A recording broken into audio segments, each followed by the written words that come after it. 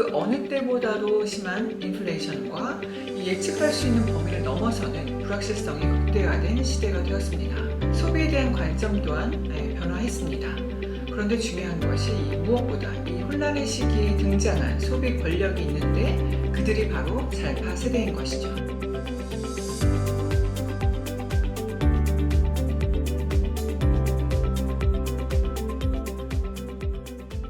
안녕하세요. 저는 미국 노스캐롤라이나 대학교 그린스보로에서 마케팅 전공 부교수로 일하고 있는 황지영입니다. 저는 미국에 있지만 한국과 미국을 연결하는 연결자적인 입장을 추구하고 있어서 한국과 미국을 오가면서 글로벌 트렌드와 소비 그리고 또 리테일 비즈니스에 관한 인사이트를 나누고 있습니다.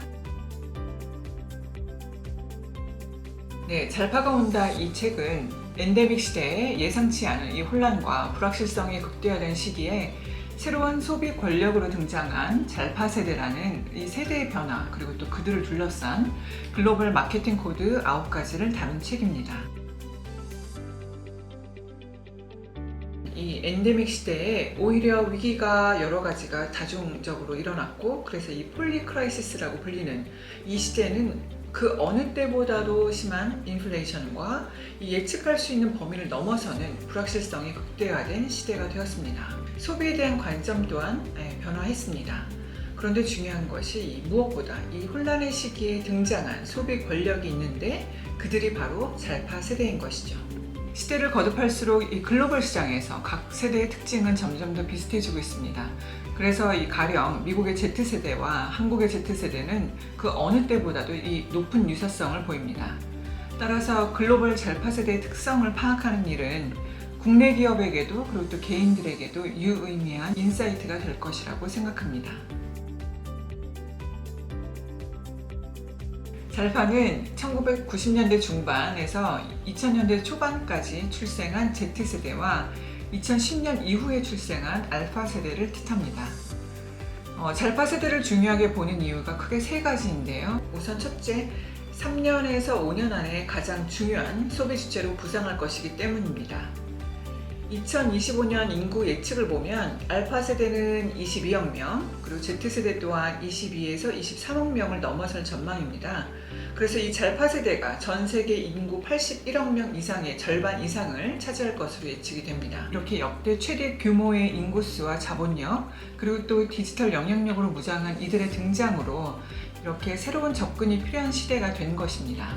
잘파 세대가 중요한 둘째 이유는 이들이 우리의 예상을 뛰어넘는 의외성을 가지고 있기 때문입니다. 기성세대에게 표준인 것이 이들에게는 더 이상 표준이 아닌 것이죠. 그래서 일상에서 학교에서 그리고 온라인상에서 새로운 기준, 즉 뉴노멀을 만들어가고 있습니다.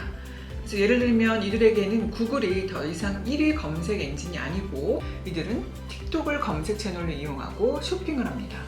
그리고 알파 세대의 경우에는 정신적인 그리고 신체적인 성숙도가 이전 세대들보다 훨씬 더 높아서 업에이징 시대라고도 보고 있습니다. 그리고 인종적, 문화적 다양성이 가장 높은 세대이기도 하고 21세기 문화 속에서 자랐다는 특징이 있죠. 잘파 세대가 중요한 마지막 이유는 나이에 비해서 막강한 자본력을 갖추었기 때문인데요. 알파 세대는 10대 시절부터 이미 비즈니스와 수익 창출에 대한 높은 친밀도 그리고 또 경험을 통해서 재정적 이해력을 키웠습니다. 유튜버나 스트리머, 이런 개인 컨텐츠 창작자로서도 활동하기도 하고 로블록스 같은 플랫폼에서 자신이 개발한 아이디어와 아이템으로 수익을 창출하는 등 이렇게 비즈니스에 직접 관여하는 숫자가 증가하고 있습니다. 이 책에서 소개하는 잘파 세대가 주도하는 글로벌 마케팅 트렌드 9가지는 다음과 같습니다. 우선 날 추적하지 마세요라는 키워드, 그리고 안티 알고리즘, 연결되어 있다는 감각과 그리고 진지함보다는 가벼움이라는 키워드가 있습니다. 또 소비로 자존감을 높이다, 그리고 나보다 우리가 더 중요해, 내가 바꾸는 세상, 그리고 나이를 재정의하다, 마지막으로 의식적 게으름이 바로 그것입니다. 제가 주목한 것은 최근 알고리즘을 거부하는 경향이 커진 부분인데요. 유튜브 영상을 볼 때 일부러 로그인을 하지 않고 시청하는 이들이 늘고 있죠. 이렇게 과거 시청 기록으로 추천되는 일명 취향으로 반영된 그렇게 수립이 된 알고리즘에서 벗어나서 참신한 콘텐츠를 소비하고자 하는 욕구가 생겨났습니다. 이는 이 대중이 알고리즘의 양면성을 인식하게 되면서 알고리즘에 대한 반감이 커졌기 때문이고, 이를 안티 알고리즘 경향이라고 하는데요. 안티 알고리즘은 크게 두 가지 양상으로 나타납니다. 첫째는 디지털 영역에서 이 행동이 추적될 가능성 자체를 차단하는 것입니다. 그래서 검색 엔진에서 시크릿 모드를 사용하거나 구글 계정에 로그인하지 않고 사용하는 것이죠.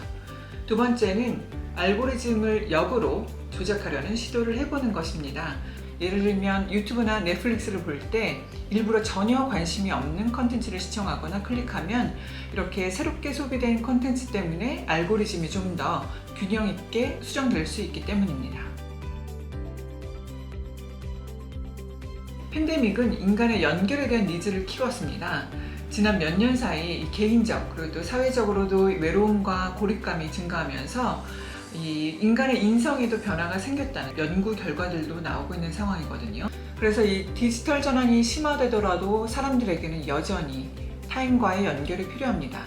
그런데 특히 잘파 세대는 디지털로 연결되어 있는 세대이지만 인간적인 연결에 대한 욕구 또한 큰 세대이기도 합니다. 이 관점에서 이 기업의 입장에서 관심 있는 것은, 그러면 이 연결되고 싶어하는 고객들의 니즈를 어떻게 비즈니스 모델로 접목할 수 있을까? 그리고 또 이를 어떻게 전략적인 수익화로 연결할까라는 문제일 것인데요. 하나의 전략이 바로 이 사회적인 기업이 아니더라도 이 작은 커뮤니티에 방점을 둔 인간적인 브랜드를 구축하는 것입니다.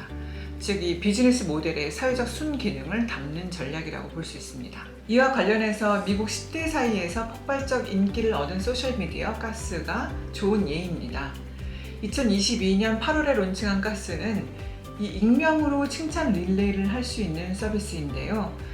애초에 10대에게 칭찬 문화를 확산하기 위한 의도로 설계가 되었고, 가장 큰 특징은 투표에 기반한다는 점입니다. 사용자 한 사람을 지정해서 이 투표에 올리면 이 선정된 사람은 여러 사람들에게 불꽃, 즉 플레임을 얻고, 많은 불꽃을 얻어서 선정된 사람에게 익명의 칭찬 릴레이를 하는 시스템입니다. 이렇게 친구들을 뿜뿜 해준다는 의미로 가스라는 이름을 붙였다고 하는데요. 사용자는 인스타그램처럼 남을 의식해서 이 필터를 사용할 필요도 없고, 칭찬 릴레이를 통해서 자신의 보다 더 긍정적인 모습을 발견할 수도 있습니다. 그래서 고등학생만 이용할 수 있는 서비스임에도 불구하고 론칭 2개월 만에 7,400만 회 다운로드 되면서 앱스토어 1위를 기록하기도 했고요.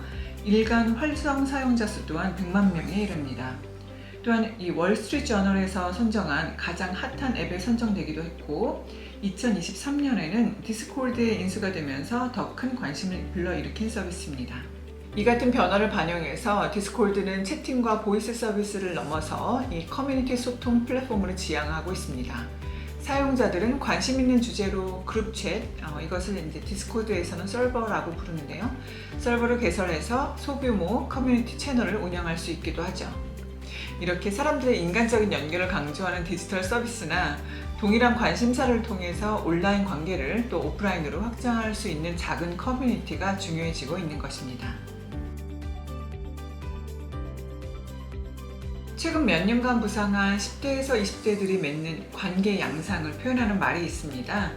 바로 시츄에이션십이라는 것인데요. 시츄에이션십이라고 불리는 관계 맺기는 이 친구와 연인 관계의 중간 영역으로 상황에 따라서 필요한 욕구를 충족하는 조금은 가벼운 맞춤형 관계를 말하는데요. 그 자체로도 트렌드가 되었습니다.